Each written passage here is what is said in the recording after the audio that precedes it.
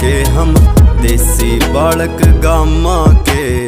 एक गेड़ी में सैड बिठाला तेरे जैसी सुंदरा ने, फिर जैक स्पैरो बनकर डावा डॉलर देख समुद्रा में। कलम गुरूद मेरी ठेठ सी बोली हरियाणे ते, दरअसल मैं उठ का कोई जानदा नहीं जब बाजा ओका सर्कल में।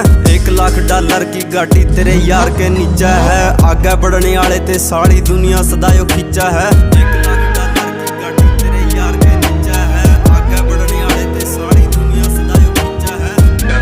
वैसे अपने बोलूं तो मैं हरियाणा में गाड़ प्यार तो क्या करे, जब छो मार जाए ना जब मारा करे गाड़ ना बक्या करे।